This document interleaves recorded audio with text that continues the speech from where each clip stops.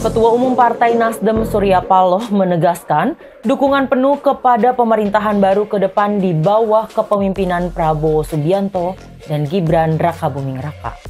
Hal itu diungkapkan Surya Paloh seusai bertemu Prabowo di Jalan Kartanegara 4, Jakarta Selatan pada Kamis 25 April 2024. Dengan bergabungnya Nasdem ke kubu Prabowo Gibran, total terdapat 10 partai yang masuk ke dalam koalisi Indonesia Maju.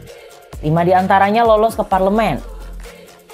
Partai politik yang memberikan sinyal merapat ke koalisi Indonesia Maju adalah Partai Kebangkitan Bangsa (PKB).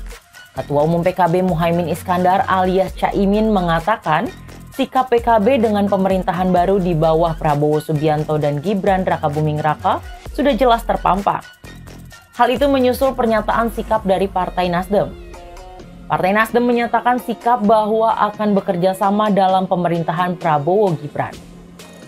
Sebelumnya, Caimin menggelar pertemuan tertutup dengan Presiden RI terpilih periode 2024 hingga 2029 Prabowo Subianto di kantor DPP PKB Jakarta Pusat pada Rabu 24 April 2024. Caimin menyebut partainya ingin terus bekerja sama dan lebih produktif bersama dengan Partai Gerindra.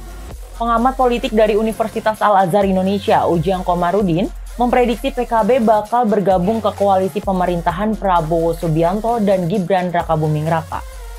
Sinyal ini tampak dari akrabnya pertemuan Ketua Umum PKB Muhaimin Iskandar dengan Prabowo usai Prabowo ditetapkan sebagai presiden terpilih. Manuver ini ditempuh lantaran PKB dinilai tak punya sejarah sebagai oposisi. Sejak meramaikan panggung politik, PKB selalu berada di koalisi pemerintahan. Selain itu, dia menduga langkah ini merupakan upaya Muhaimin untuk mempertahankan jabatan sebagai pucuk pimpinan partai. Sebab, menurut desas-desus yang berembus, ada pihak yang mengincar kursi Ketua Umum PKB.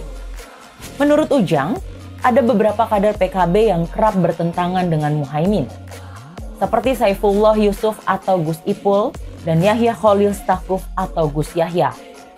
Posisi Caimin sebagai Ketua Umum dinilai rawan seandainya PKB menjadi oposisi pemerintah.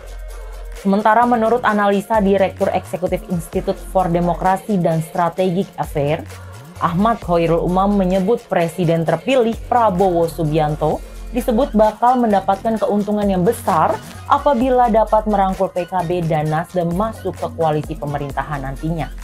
Bahkan, jika gugatan perselisihan hasil pemilu PHPU Pileg 2024 yang dilayangkan P3 diterima oleh MK, maka akumulasi koalisi pemerintahan Prabowo Gibran bisa semakin gemoy karena menguasai sekitar 74% kursi di parlemen.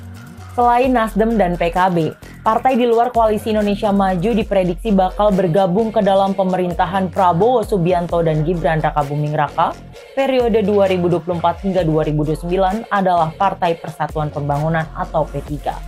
Ketiga partai itu menurut Direktur Eksekutif Algoritma Research and Consulting Aditya Perdana tidak memiliki tradisi menjadi partai oposisi. Sementara, dua partai lainnya yakni PDI Perjuangan dan PKS berpotensi menjadi oposisi di pemerintahan Prabowo Gibran. Pada kontestasi Pilpres 2024, PDI Perjuangan mengusung Ganjar Mahfud sedangkan PKS mendukung Anies dan Muhaimin. Kedua partai itu disebut Adit memiliki rekam jejak sebagai partai di luar pemerintahan.